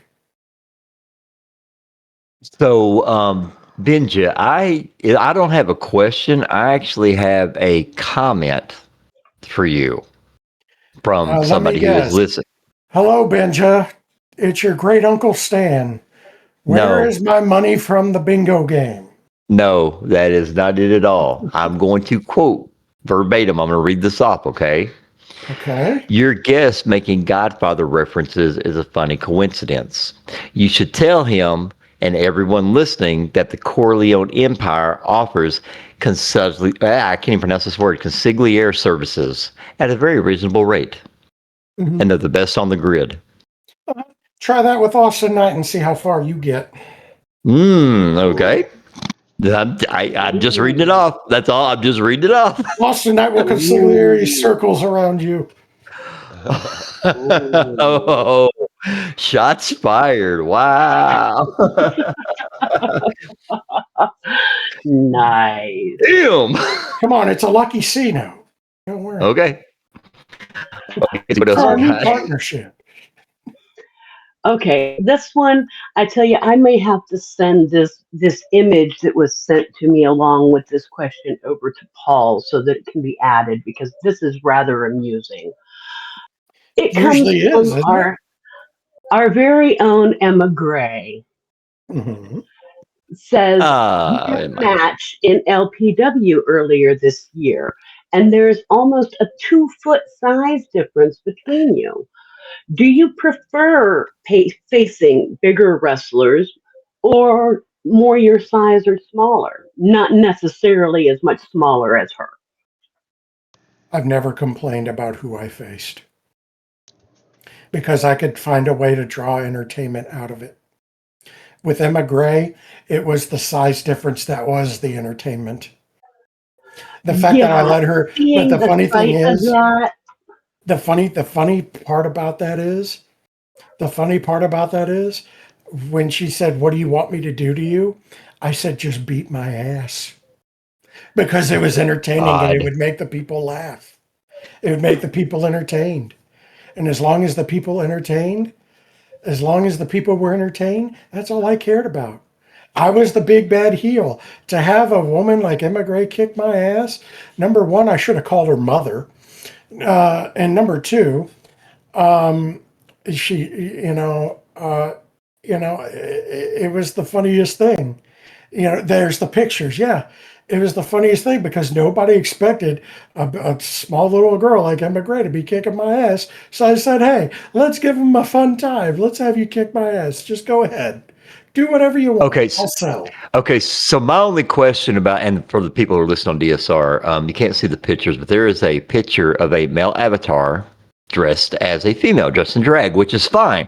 My only question is, was this before or after my rock candy? Did It this was come out after. before or after I did the whole rock candy thing with It was after. That was after. EOC? It was after because Mia Baza actually came up with him wearing a dress. Oh, He okay. should come out wearing a dress because we were going to do the whole Santina thing, which we thought was hilarious because he was Oh, like, because we yeah. had to wrestle two women at that show. It was Anarchy and her, I think. And we were like, Okay. Baza doesn't touch women. I was like, yeah, Baza doesn't touch women. And Baza looked at me and said, what are you talking about? And I said, Baza doesn't touch women. But what if Baza were to put on a wig and a dress? Oh my He God. goes, And he went he along with goes, that? he goes, oh, I see where you're going. And the rest is history. Oh my God. You have been involved in some crazy shit. You really Oh have. no, I'll tell you another funny story about that. The funny story about that was one time at WPWF, they did a Rumble, or they did Elimination Royale type match for the winner gets a title shot. Well, they had somebody pull out at the last minute. So I messaged Tyrus. Which is what you should have Ready. done in New Mexico. Well, I was on commentary that night. And I messaged Tyrus because she was freaking out because that person pulled out right at the last second. And I said, I got an idea. She goes, I go, could you toss me a woman's wig? And she goes, why? And I said, don't worry. I got this. And she goes, I know what you're about to do. She goes, she was real serious. She goes, I know what you're about to do, and I'm all for this. At least somebody had your back on that one. Well, the funny thing was, she goes, you're next. So I'm commentating. So then I put that no music plays, and they're like, oh, did somebody not come out? I was like, it's okay. I got this. I stood up and put on the wig and slid in the ring. And the first thing was when I got in that call for the Rumble was Lady Death going, girls, stand back. He's mine. And they all started stomping on me and kicking me. And I could hear Lady Death actually saying that. I could hear her actually saying it. And Lady picked me up and said, Ben, sell, and put me in a power slam. And I just saw my back. And then they threw me out of the ring.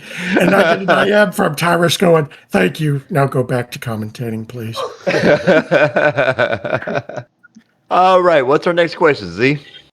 Okay, next we're going to jump over to Striker Viper, who is apologizing for getting questions in late because they just woke up. No, they were watching a rerun of Sailor Moon. Oh, God.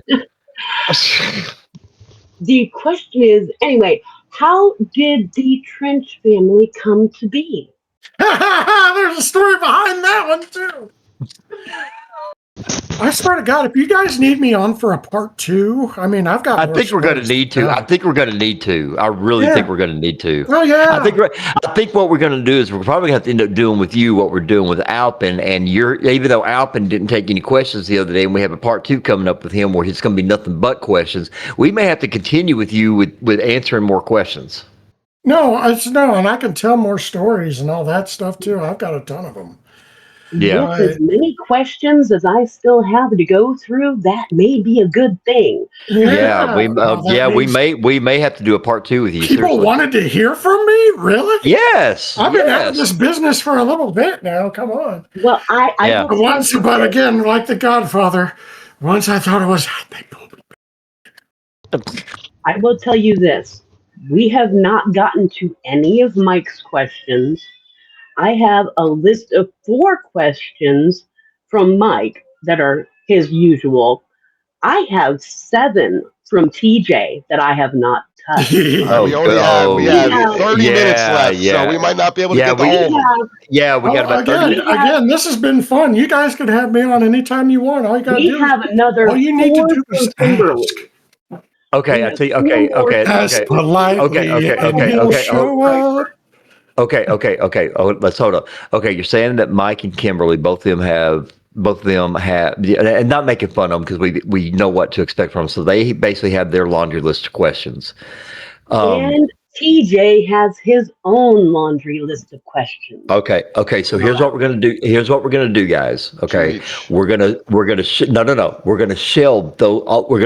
all those questions. Z, put them into a note card or put them into our host chat so you know where they are and pin them. We're gonna shelve all questions.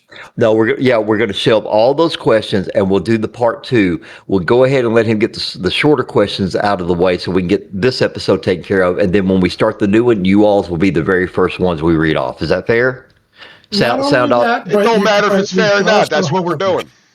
I don't care if you're mad. That's what we're doing. Don't send in 25 questions. Send in like 3. Okay, I'll answer it. I have time. Yeah, we'll take care of it. So Z, go ahead and all those long questions, go ahead and cut them and paste them wherever you need to for later, and just go with the shorter ones. Again, I would be glad to show up at any time you want me on your show. Okay, all right. We'll set you up for. The pleasure we'll set you trying to be all diplomatic. Is that fair, guys? Fuck you. That's just what we're doing.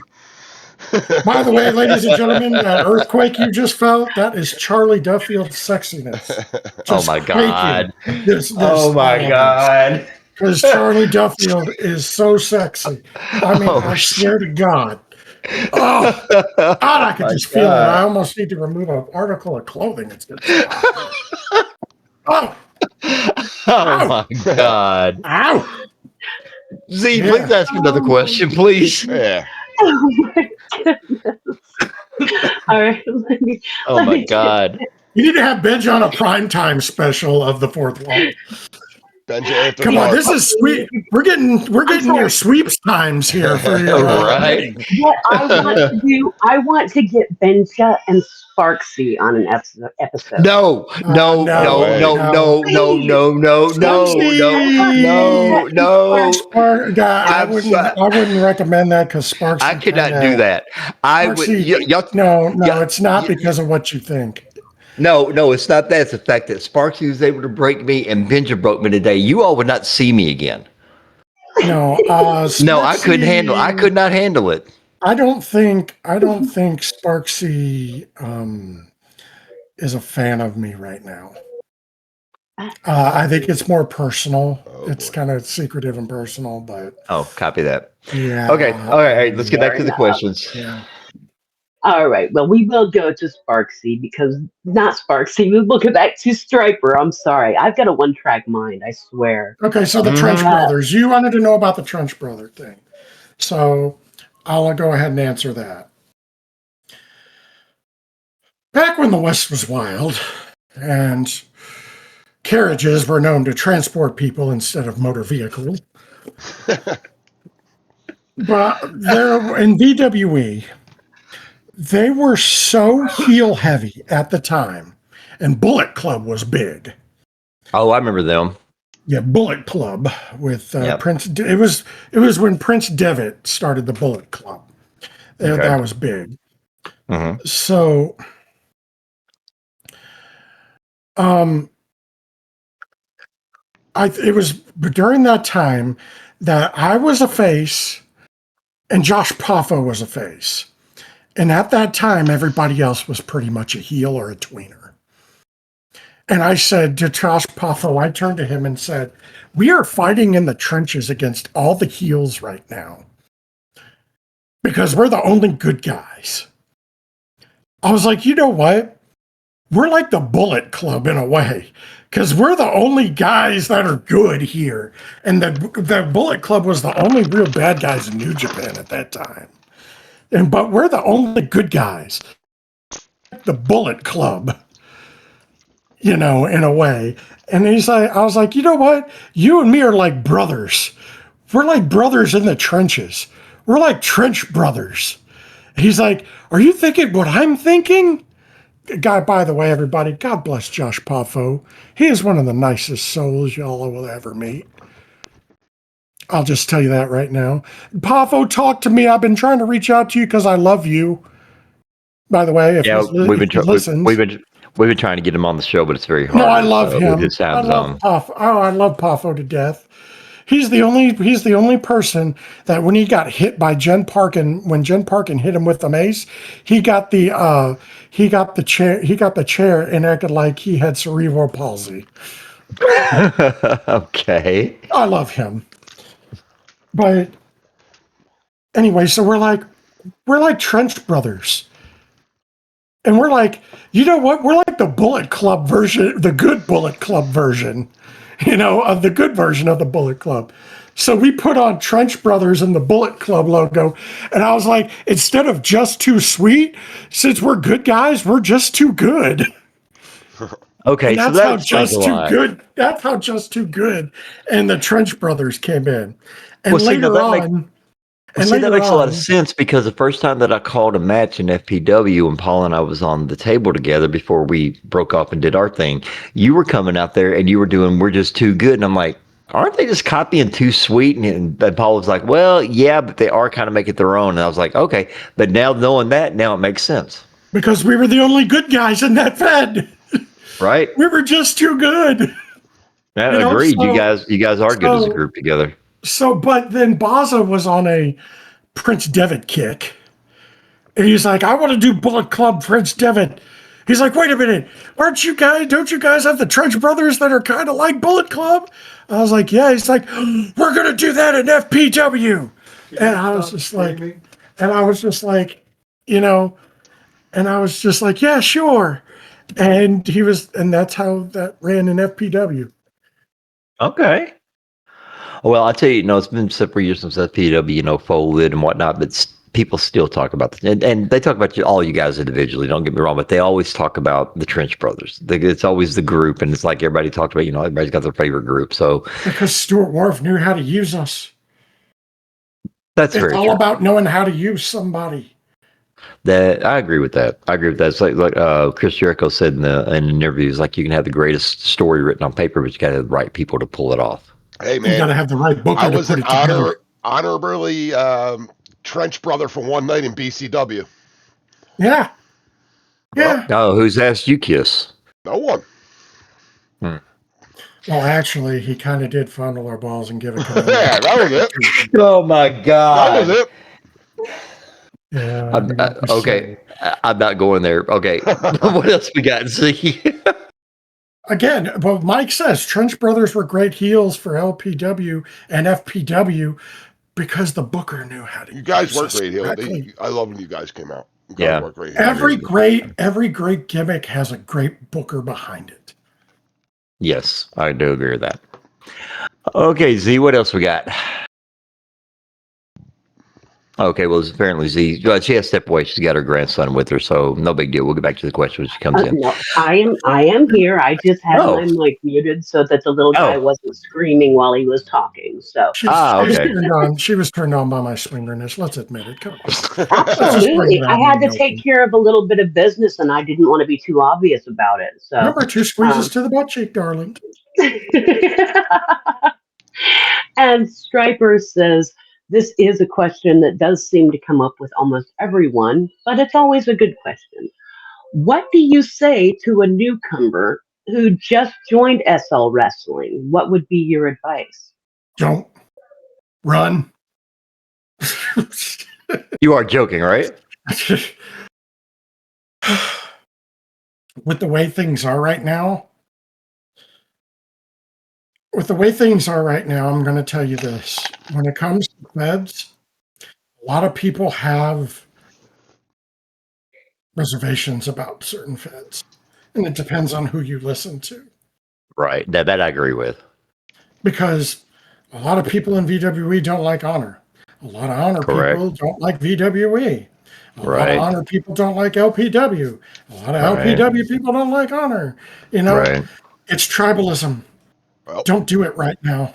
Because right now the New York families are going to drain blood soon, probably. It's one of the reasons we came up with this podcast, because a lot of the tribalism, we want to bring everybody kind of together in a way, and let everybody talk. Yeah, but do you know how many people have tried to bring people together and how many times it's fallen flat on their face and they've gotten so jaded because of it? Oh, I get it. Yeah. Well, I mean, like with us, like Paul, he's on a particular roster that I really don't want to name right now, and they are still a sponsor because I'm not going to screw Paul up with my issues. Premier Wrestling? Yeah, them. Anyway, love you, Sabrina. Well, I'm just saying, I'm just saying though, I really don't know if I agree with the tribalism because we all see it, but at the same time, I kind of am one of those that it's like, if you really want to give this a try, I'm not going to stand in your way. I will help you, but just don't get sucked into the bullshit. But they will. Somehow or another, they always do. I've seen it every time. It's hard not to sometimes. I will state from a friend, an old friend of mine, Kieran Darkwatch, a.k.a. Asheron Nightfire, a.k.a. Scott. By the way, Scott, I still love you, even though you probably don't like me because of Seth or whatever happened with that. I still love you, and I always will. I dropped the World Heavyweight title to you, and I was glad to because I love you. But he said something that will always resonate every time. You don't find drama in SL Wrestling. The drama finds you. Yeah. But that is one that I will not argue with because Paul and I have had several conversations on air and off air about, I always go back to that movie, The Condemned, with Stone Cold Steve Austin. And that sleazy producer, when he made that comment, I don't want the drama in here, I want it out there. I've always been a believer in that, but yeah, I've even got caught up in it as much as I try to say it. So I understand your point of view, but like I said before, I don't want to tell somebody, no, don't do it. Everybody's gotten mad. Everybody's gotten frustrated over something. Yeah, and then I've you do had like I many do, and you take times. a then you do like I do, and you take a 3 year break, and you come back, and you're like, okay, I'm gonna do this differently, and Do you you want start to know doing it how bad differently, it and got for me once? sure, It got so bad I had to look over my shoulder every time because there were people trying to take stuff from me all the time. And there were people plotting against me. I always thought people were plotting against me. I was paranoid. Oh my God, I was so badly paranoid until I stepped wow, away for a while. I really yeah, was because you always got to, because there's always people looking to undercut you for something. Yep. There okay, always well. are. Yeah, I mean, I agree. There's people, that they say they don't like me, and then when they're asked why, they're like, "I don't know, I just don't," because they don't know me, and then come to find out they're upset because I was able to do something or I did something before them, And Paul, I'm sure he's run into it because he's really good on the comms. You have people who are better than him. You have people that are worse than him. It's like everything. You have people that are better than me in the ring. Well, You have people that are worse than me in the ring. right. But You I know like you because you serve good banana milkshakes. what? Where the fuck you get a banana milkshake? I want one of those. I see. Where That's the hell why did you you get? said. I made What it the hell? special for him. Yeah. Oh, there's no telling what she used to stir it with. Yeah, but yeah, I'm just kidding. But yeah, but again, it was so bad that I was looking over my shoulder when I was world heavyweight champion the second time. I was always looking over my shoulder because there was people like Jeffrey Fireguard saying I didn't deserve it. I needed to go. I needed to, and it made you paranoid. But you know what? He thrived off of stuff like that. That's why I said he'd cut his own grandmother's throat to Yeah, me all the well, we know a few people like that would throw anybody under the bus to make sure that they, like you said earlier, stay relevant or become relevant, however, whatever yeah. their Oh, and situation is at the there's time. people still doing it to this day. Yep. Yeah, and it makes absolutely no sense. It's like And by the put way, no, and by the way, can I say something about that? yeah, yeah. For those who think they are being slick and covering up that they're sucking up, we know you're a suck up. We talk about it every day.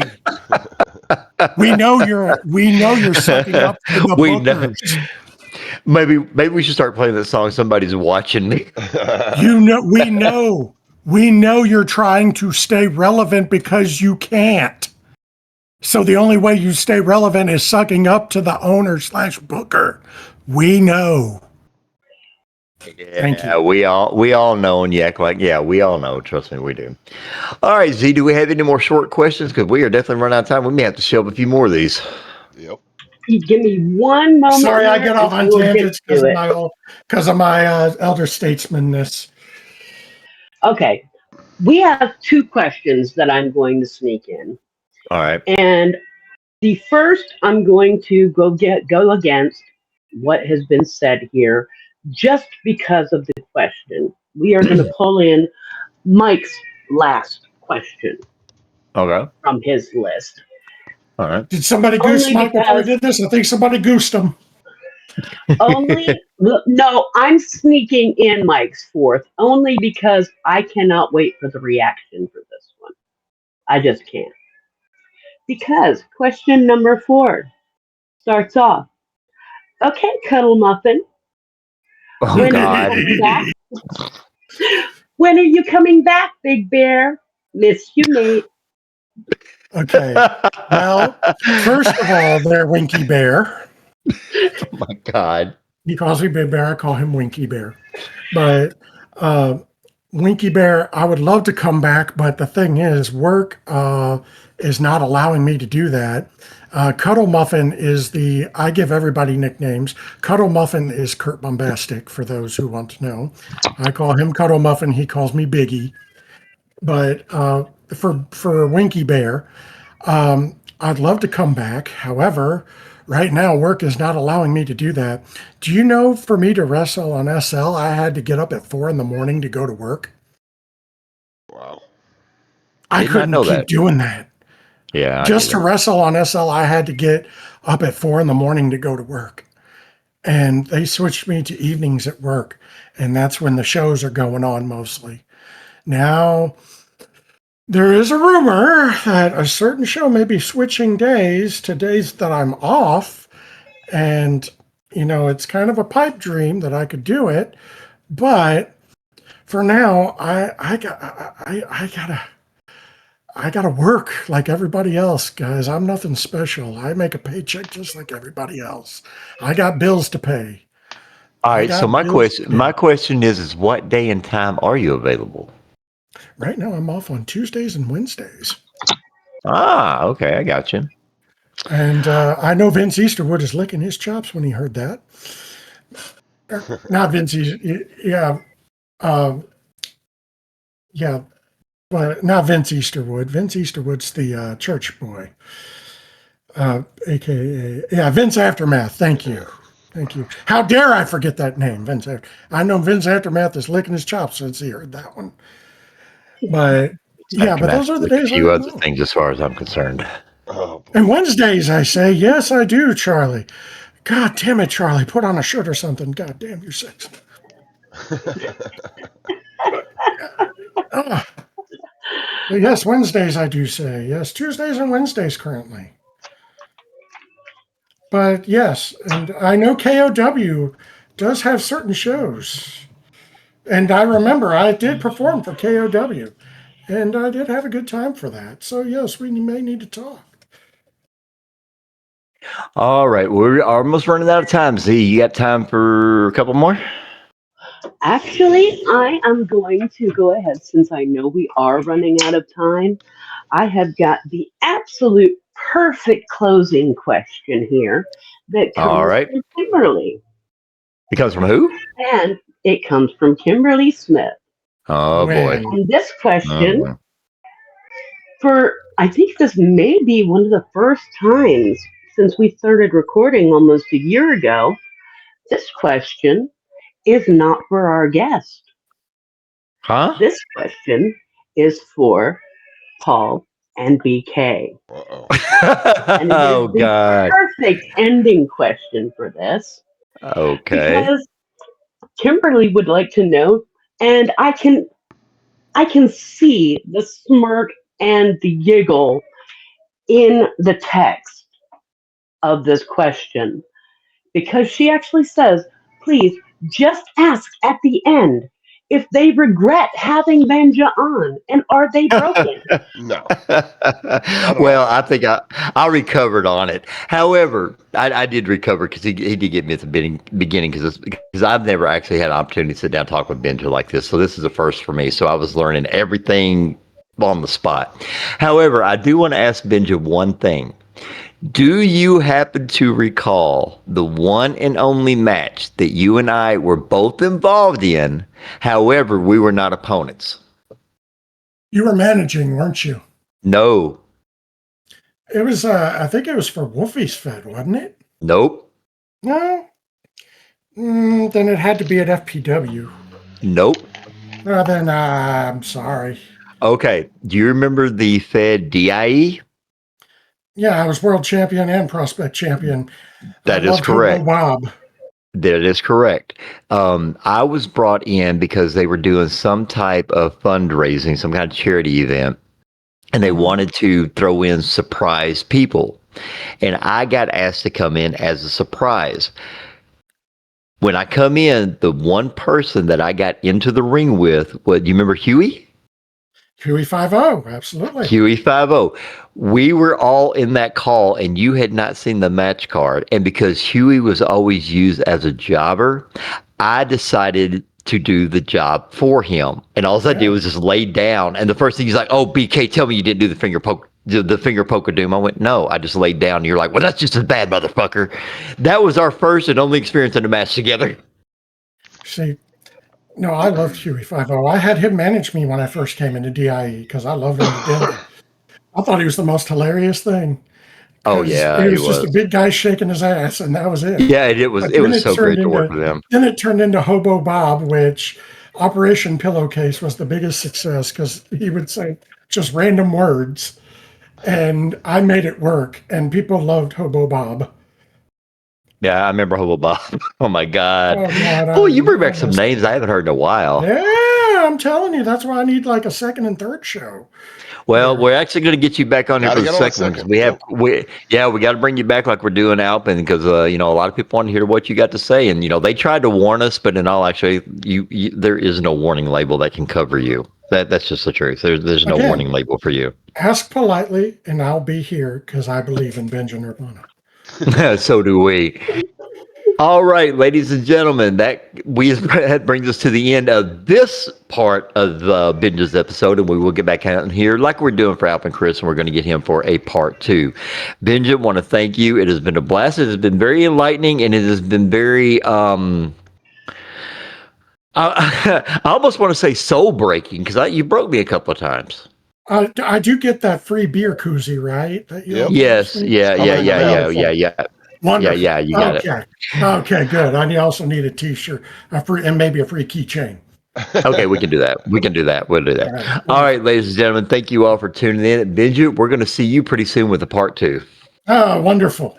Thank you. And thank you all for attending, especially Mike. Be sure to cover your butt on the way out, Mike, so you don't confuse. Oh, my God. Oh, God. All right, everybody. Good night. Remember, guys, Numbers Rossini is the love child of Eric Stewart. Oh, my God. Yeah, we're done.